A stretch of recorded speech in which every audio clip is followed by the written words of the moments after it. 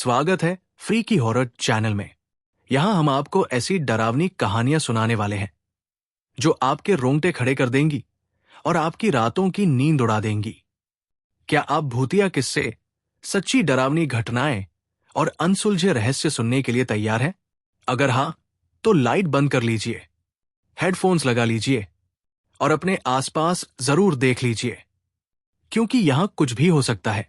अगर आपको डरावनी कहानियां पसंद है तो वीडियो को लाइक करें, चैनल को सब्सक्राइब करें और बेल आइकन दबाना न भूलें ताकि आपको हर नई डरावनी कहानी सबसे पहले मिले। फ्री की हॉरर, डर जो हर जगह है। तो तैयार हो जाइए, अपने कमरे की लाइट बंद कर लीजिए और हेडफोन्स लगा लीजिए, क्योंकि आज का एपिसोड सिर्फ एक एपिसोड नहीं है, ये एक रहस्य है। तो तैयार हो जाइए आदित्य और खुशी का प्यार एपिसोड 6 के लिए। दोस्तों, आज हम आपको सुनाने जा रहे हैं आदित्य और खुशी का प्यार एपिसोड 6। एक ऐसी कहानी जो रहस्य, रोमांच और भावनाओं से भरी हुई है। तो तैयार हो जाइए, हेडफोन्स लगा लीजिए और लाइट बंद कर दीजिए, क्योंकि अब जो आप सुनने जा रहे हैं वो आपको सिहरन से भर देगा। क्या आदित्य और खुशी अपने सफर में आगे बढ़ पाएंगे? क्या राजा की समाधि का रहस्य सुलझेगा? ये सब जानने के लिए जुड़े रहिए और कहानी का मजा लीजिए। एपिसोड 6, प्यार और रहस्य की राह।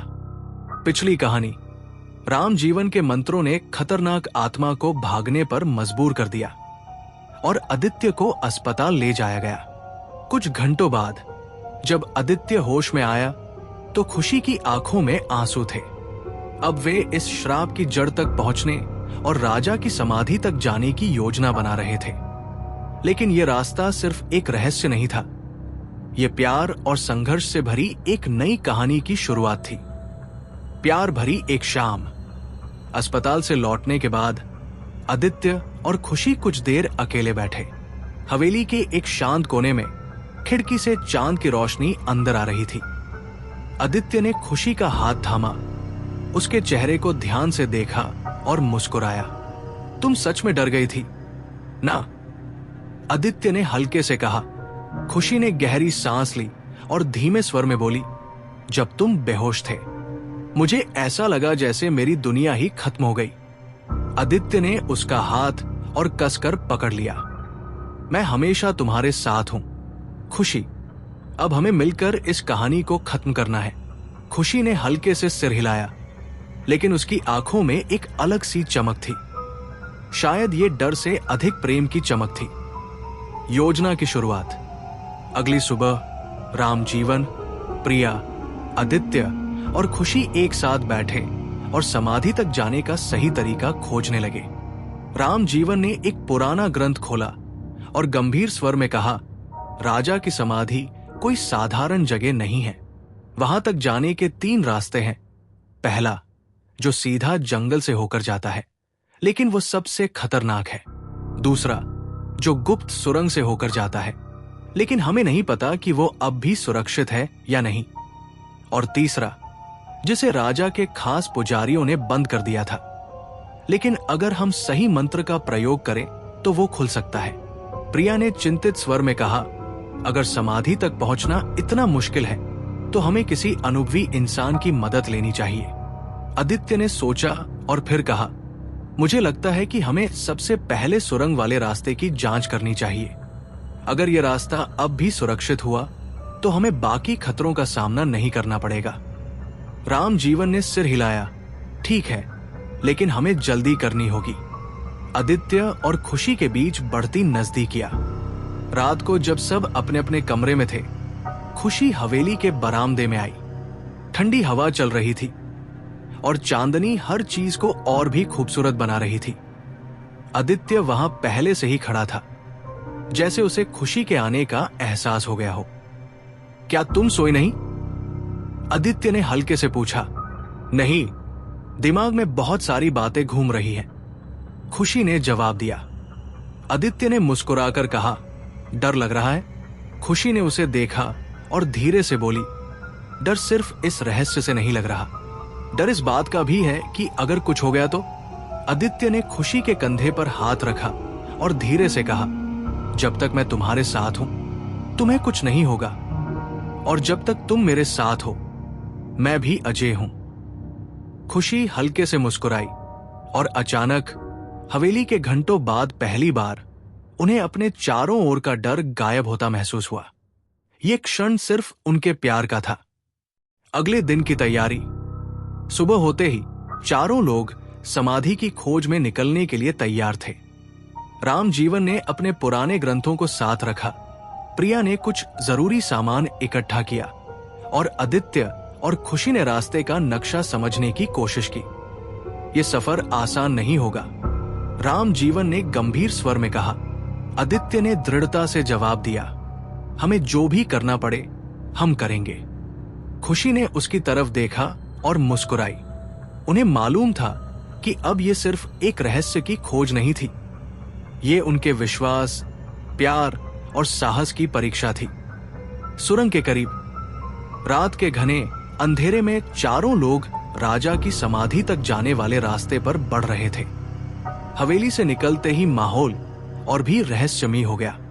चारों ओर घना जंगल था, जिसमें पेड़ इतने ऊंचे थे कि चांद की रोशनी भी बमुश्किल जमीन तक पहुंच पा रही थी। खुशी और प्रिया एक दूसरे का हाथ पकड़े हुए धीरे धीरे आगे बढ़ रही थी। आदित्य सबसे आगे था और उसके साथ राम जीवन। वे सभी पूरी सावधानी से कदम रख रहे थे। कुछ ही देर में वे उस जगह पहुंच गए जहां सुरंग का प्रवेश द्वार होना चाहिए था।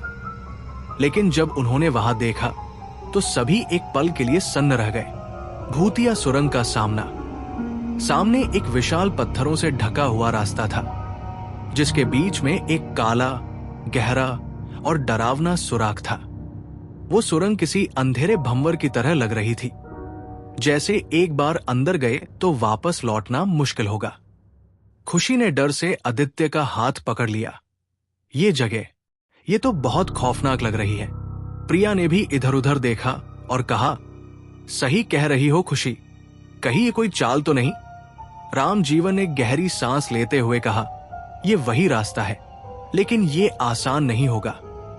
राजा ने इस रास्ते की सुरक्षा के लिए तांत्रिक शक्तियों का सहारा लिया था। डर और हिम्मत के बीच संघर्ष। खुशी और प्रिया दोनों की घबराहट उनके चेहरे पर साफ झलक रही थी। लेकिन आदित्य मुस्कुराया और मजाकिया अंदाज में बोला, अरे डरो मत, मैं तुम्हारे साथ हूं ना। और वैसे भी हमारे पास राम जीवन जी है।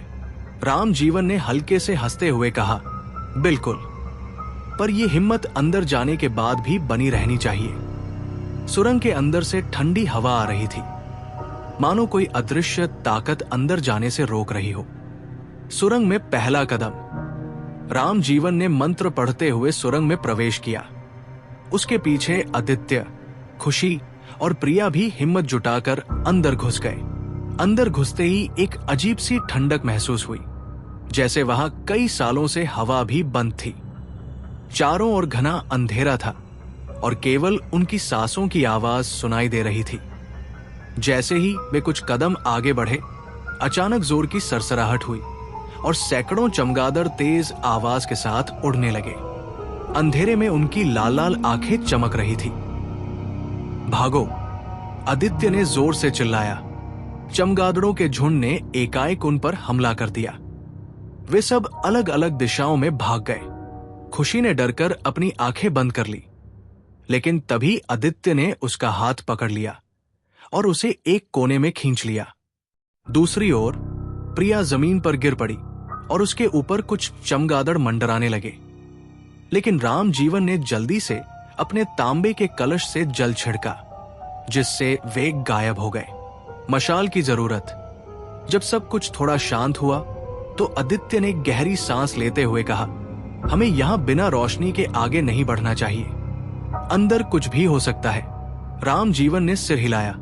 सही कहा बेटा, हमें एक मशाल की जरूरत पड़ेगी। अचानक कोने में पड़ी कुछ सूखी लकड़ियां दिखी। आदित्य ने जल्दी से उन्हें इकट्ठा किया और राम जीवन ने मंत्र पढ़ते हुए उनमें आग जला दी। देखते ही देखते एक हल्की रोशनी सुरंग में फैल गई।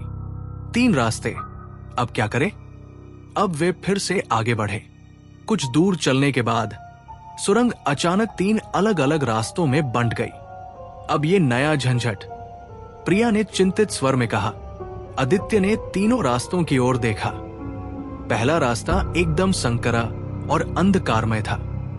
दूसरा रास्ता थोड़ा चौड़ा, लेकिन उसमें हल्की हल्की सरसराहट सुनाई दे रही थी। और तीसरा रास्ता एकदम सीधा था, लेकिन वहां दूर हल्की रोशनी टिमटिमा रही थी। राम जीवन ने गहरी सोच में डूबते हुए कहा, हमें बहुत सोच समझकर फैसला लेना होगा। ये तीनों रास्ते हमें अलग अलग जगहों पर ले जा सकते हैं, लेकिन हमें सही रास्ता खोजना होगा। खुशी ने घबराकर पूछा, अगर हम गलत रास्ते पर चले गए तो? आदित्य ने उसकी ओर देखा और हल्के से मुस्कुराते हुए कहा, तो शायद हमें और बड़े खतरे का सामना करना पड़ेगा। लेकिन घबराने की जरूरत नहीं है, हम साथ हैं। गाइस, अगर आपको यह वीडियो अच्छी लगी हो तो प्लीज लाइक करना, अपने दोस्तों के साथ शेयर करना और चैनल को सब्सक्राइब करना मत भूलना। ऐसे ही और भी डरावनी और रहस्यमयी कहानियों के लिए हमारे साथ जुड़े रहें। आपके एक लाइक और कमेंट से हमें और भी मजेदार और खौफनाक कहानियां लाने की मोटिवेशन मिलती है। तो अगले वीडियो तक सावधान रहिए, क्योंकि डर कभी भी कहीं भी आ सकता है।